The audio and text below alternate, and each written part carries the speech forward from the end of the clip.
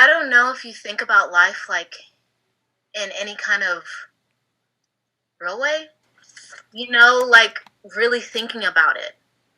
Like how getting up in the morning on one hand is this totally nothing thing. But on the other hand, it's the most dangerous thing you could do. You know? The night that it happened, my mom and I had this fight. It was completely stupid. She was upset because we made this agreement. Apparently, I don't remember this. Like, I seriously don't remember this. But the agreement that on Wednesdays, we're going to have family nights. Like anyone even has those anymore. We were going to, eat dinner together and sit in the living room and watch a movie or something.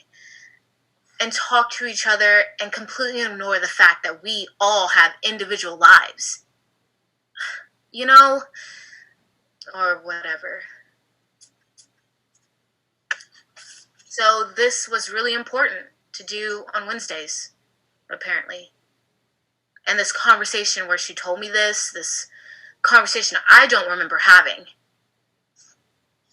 It included the mention that we were starting to do this last Wednesday. And last Wednesday I wasn't at home. I was with Michael.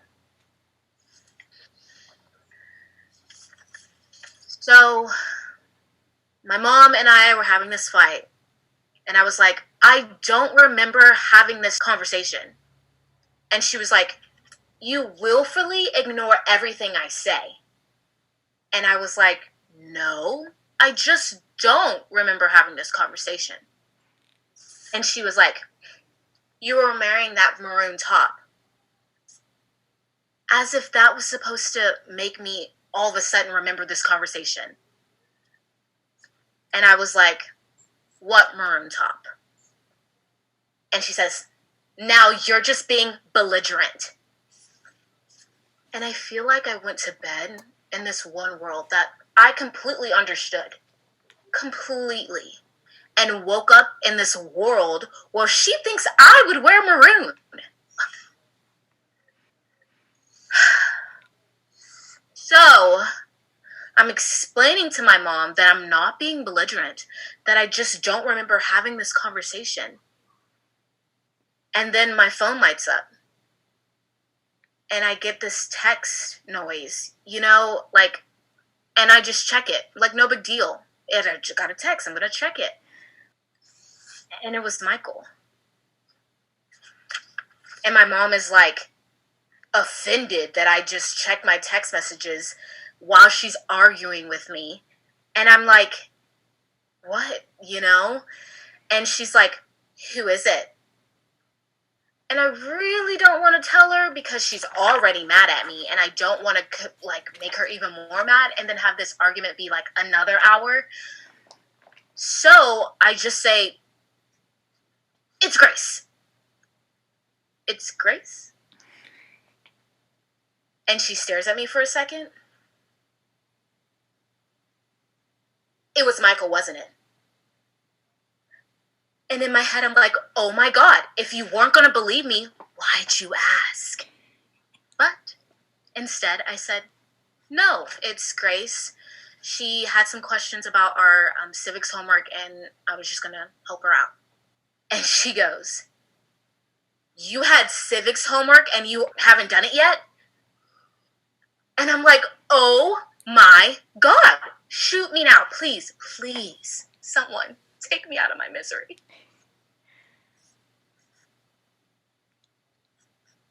Anything the human mind can imagine must therefore exist somewhere in the universe.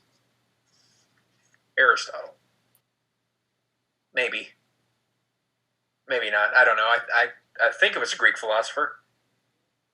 Not the exact wording, but that's the idea. I think it was Aristotle. We always talked about that a lot. We're kind of obsessed with the thought that anything we could imagine, anything, from the weirdest little mutation at the cellular level to like these epic like universes that are completely unlike the one we inhabit. Anything we could imagine was real someplace. Like, okay. Close your eyes. Close your eyes right now and imagine the weirdest combination of animals you can. Like, okay, imagine a snake crossed with a buffalo crossed with a pterodactyl. And the whole thing is green. No. Orange. Okay, you imagined it so. Somewhere in the universe, that big orange thing you just saw in your head is flying around or doing whatever it does. I mean, that's the theory. The general idea, maybe not a theory, but like, that's cool, you know? I tell Michael all the time.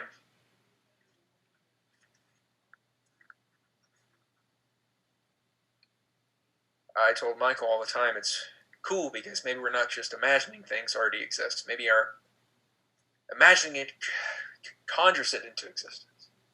So like somewhere, some creature, God or whatever, imagine us and poof, there we are. And we're sitting in my bedroom, imagining worlds into existence somewhere else. Like, poof, there they are. It was a cool thought. And you bring it up a lot, yeah. But I always thought it was just because it was this cool thing we thought about together, you know? I didn't think it was serious or anything. So I was watching this documentary on Netflix about Japanese dolphin killers in this cove or whatever. And it was awesome. Like, sad, but awesome. And I got this text from Michael. And it was like 9:30. And I was thinking, a little late to be wanting to do something. Because my dad had, like, put a moratorium on me being out of the house after 9. There was this, like, serial car tire slasher situation going on. Remember? And he was concerned it would escalate. Like, how? How does tire slashing escalate? Off track. Michael texts me, and he's like, tonight, 10:30. I'm doing it. And I'm like, okay then. Good for you doing it. Whatever it is. And I text him back saying, can't, curfew. What it are you doing? And I wait for a couple minutes. And I don't hear anything from him. So I texted Sarah and said, you should check on Michael. He seems weird. And I went back to watching my documentary. It was cool. I wanted to get this footage of the dolphin going on in the secret cove, and so they smuggled these cameras in the area disguised as rocks, and they even hired divers to secretly dive in this cove and put microphones in the water and all this. It's like, yo, I get you want to make a movie and all that, but my God, that's like dedication. He didn't dump me. He didn't. It was a completely mutual thing. He was just being really weird all the time, and I was trying not to get another disappointing score on the ACT. And he would just come over to my house with all these drawings of things, like these totally weird drawings of wormholes or whatever. And he'd say things like, I want to go through one. And he'd shove these drawings in my face of this little stick figure with glasses.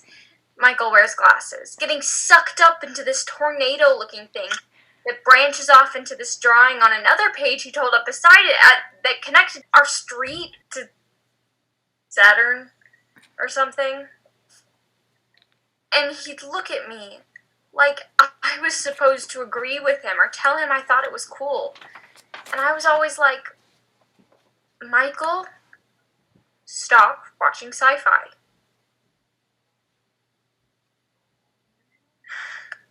I just wanted him to be serious, you know? We were graduating in 2 months, and he'd only taken the ACT once. And he got a 23, which isn't bad, but it's not good. And I would ask him, what colleges are you applying to? And he'd go, I haven't. like, yeah, he hasn't applied anywhere. Not even, like, the technical college. Nothing. He was just not being serious. I never thought I'd marry the guy, but he'd have to come over and have dinner with me and my parents, and it'd be all kind of embarrassing. My dad's like, serious business, and Michael's all... Oh, you want to see my picture of a tear in the fabric of the universe? And I'd get this look from my dad, like totally, what the heck? So I told him how I was feeling, and he said if I wanted to break up, he'd understand. And I said, do you want to break up? And he said, I guess. So, mutual, okay? You didn't dump me, we just stopped. So it's technically not weird that I'm sitting in my car across the street from his house. I live on that street too, and I was taking the ACT the next day, and I was kind of nervous, and I just wanted to... I don't know. Talk to him. Because even though he was weird and all, he was still like someone who made me feel better. Less worried. But I was scared, I didn't want to look like some pathetic ex-girlfriend, and I'd heard he'd gone out on a date with Sarah Allerman last Wednesday, and if he was seeing her, I didn't want to look like I was trying to break them up. I mean, I don't like Sarah or anything, but I'm not, I'm not that. And then I get this text message from Michael. Like, how freaky is that? Tonight, 10:30. I'm doing it. And I'm sitting here thinking, okay, does he see me sitting here in my car? And I'm kind of freaking out, and then I get another text message from him, and it's like... Hey, sorry. That last one wasn't for you.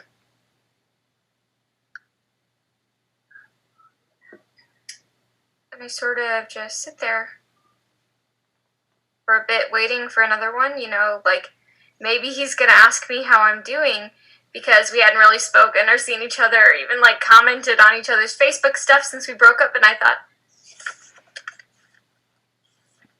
I don't know, maybe he'd want to talk to me. Maybe he'd want to know how I am.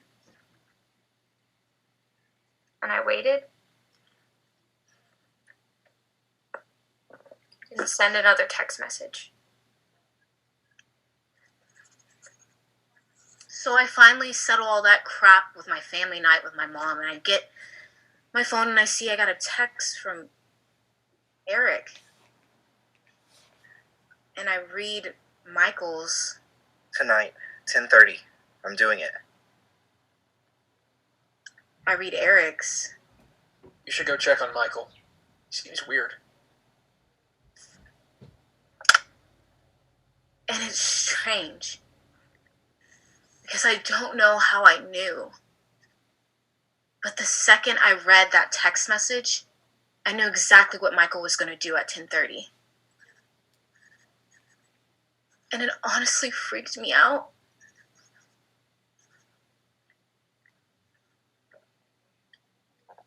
So I texted Eric back and said, has he called you? Sarah texts me back and asks if he's called me. I text her back and say, no, but you should call him. It's not that I don't like her. I do, but I don't see why they're together. I sort of understood why he was with Becca, because she has her life together and all that. But this girl, I don't know. She just seems... like, when two people are just enough alike that they make the worst parts of how they're alike worse? Yeah. That's this girl and Michael. I texted Michael, call me. I waited and nothing. I called Michael, he didn't answer. I called him again and he doesn't answer. And I called Eric. I let it ring.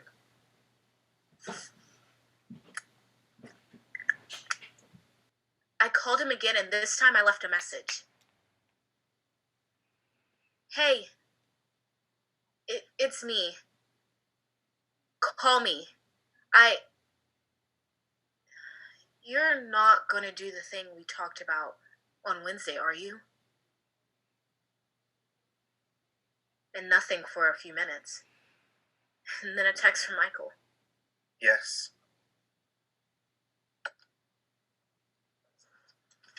I guess I just fell asleep. I wasn't really sitting there building up the courage to talk to him anymore. I just didn't want to go home. So I guess I just dozed off or something, and I don't know, 45 minutes go by, and all of a sudden I just wake up, and not from anything. Just wake up all of a sudden, and there's Michael, standing outside my car, looking at me.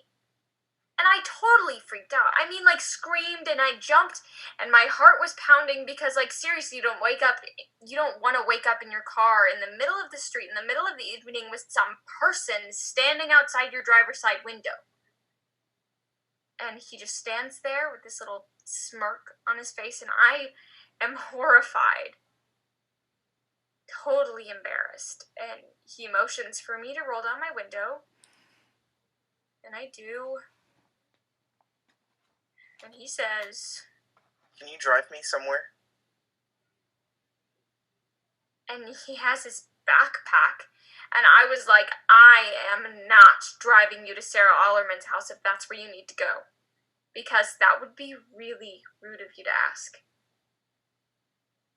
And he says, "No, that's not where I'm going. She's meeting me someplace." and I'm like, oh, so you want me to drive you to meet your new girlfriend now? Is that what we're doing? And he's like, "I'm not going to meet her. She'll just be there, I think. And you're the one sitting outside my house in your car." ouch. So I ask him, what are you doing anyway? And he gets this really weird look on his face. "If I tell you, you won't drive me." And I'm like, well, honestly, Michael, that makes me not want to drive you wherever you're going either. And he's like, "It's nothing bad. You just won't believe in it." believe in it?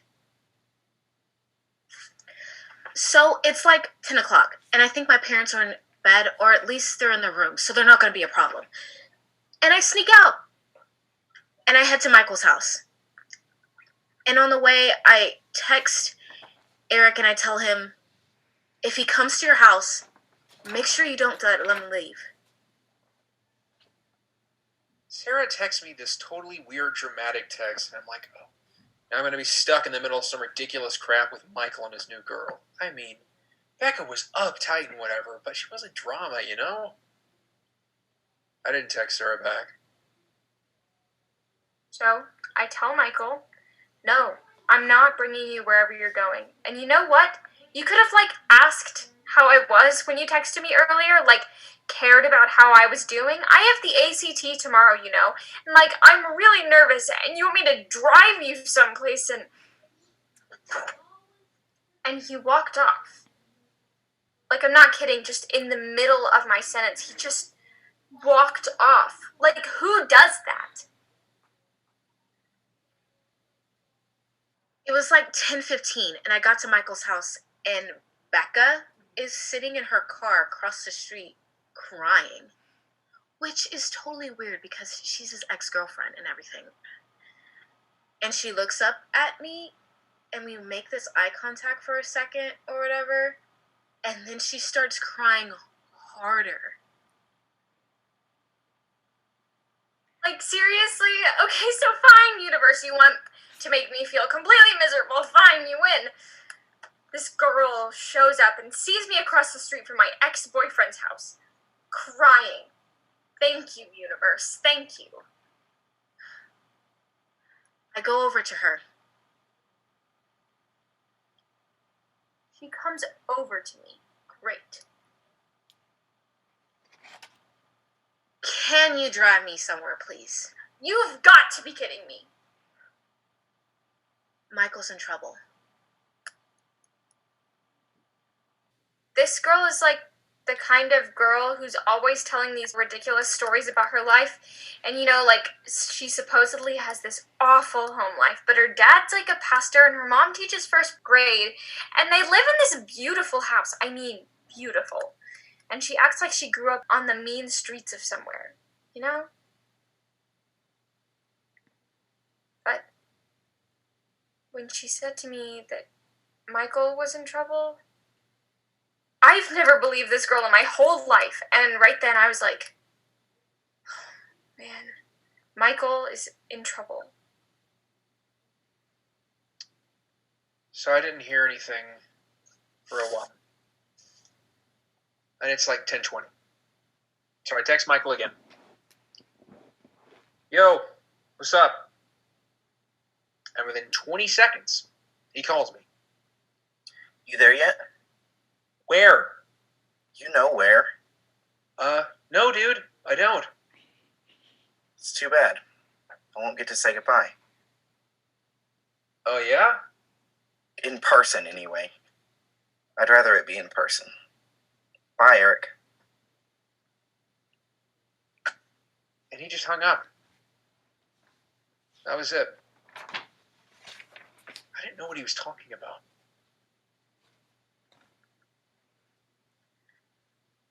The drive was awkward. Oh my gosh, so awkward. We didn't talk. She only said anything when she was giving me directions. Left on Blue Dock. I wanted to ask her. Please don't ask. Please don't ask. I didn't. When you get to the gas station on Plymouth, take a right.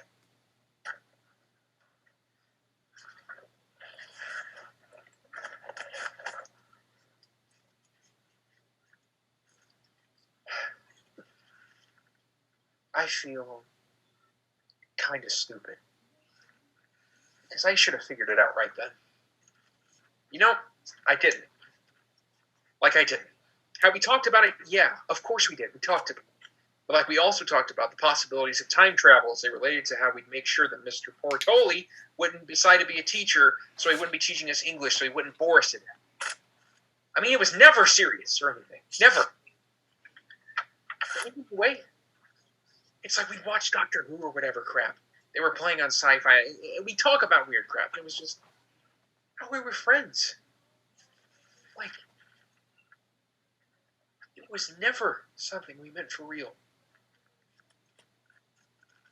So there's this old parking tower downtown that's about to get torn down. They're going to replace it with an office tower or something because they built a bigger parking tower in another part of downtown. But whatever. That's where she drives me to.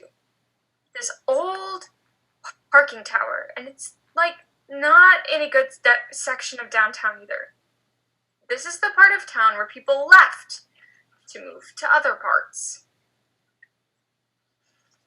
I got out of the car and I look up to the top level and I saw a flashlight. I didn't see any light up there. So I just took off. She just took off. Up the stairs. I wasn't running after her. Are you kidding? Hurry, hurry, hurry, hurry, hurry, hurry. I locked the doors. This is a bad section of town. I got to the roof and there he was, across the tower. Sitting on the ground, just looking at his paper. All around him are his drawings. And he looked up and he saw me. You came. Michael. I'm going through one. Let's go home. I've been working on this for months. Remember I showed you last week? Michael. I've done all this math and that I didn't even think I could do, and I read everything I could find on the internet, and I found one. I'm going through it tonight. It's gonna be open soon. Then all of a sudden there was like this rumble of thunder. See? It's coming. I want you to come home with me. Not tonight, Sarah. When I get back. I checked the weather on my phone real fast. There wasn't supposed to be rain or anything. I won't be gone long.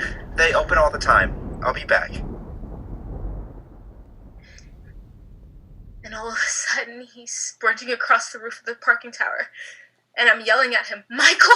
Michael, stop! But he doesn't stop. He just keeps going until he reaches the other side of the tower. And it's weird because I don't remember him being this agile. Like this. He just took one big jump onto the railing, the big cement railing that he was on the edge of the tower, and he stood there for a second. And then with a laugh, he just jumped off into space. And I scream. I just scream. I mean, what else would you do in that moment? But I'm screaming and I'm waiting to see him fall. But he doesn't. He doesn't fall. He hangs there in the air like someone's got him on a string or something. And he dangles there, and he starts to turn a little like someone's spinning him from the string he's hanging from. And he turns and he catches my eyes, and as his head turns to face me, I hear him yelling across from the tower. See? I told you! And then all of a sudden, there's a pop and a flash. And he was gone. Just gone.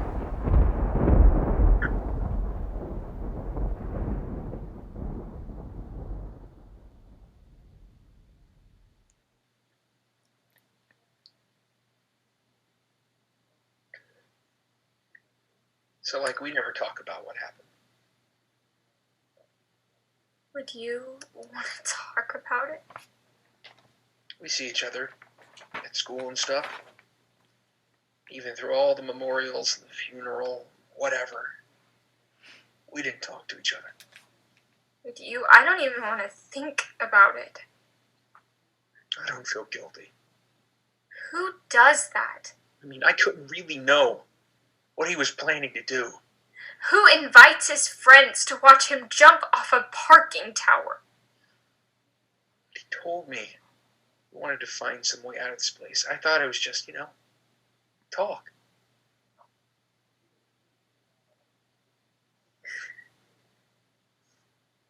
Anything you can imagine must exist somewhere in the universe. So, this is what I imagine. I imagine him hanging in the air, suspended by some thread I cannot see. I imagine him spitting to see me. I imagine the pop and the flash of light. And I imagine him disappearing in the drawlings that he left on the ground.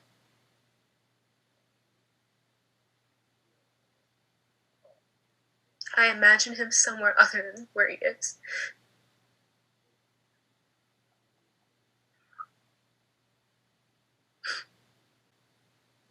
If I imagine it, it must exist, right? Right? Life's too short to worry about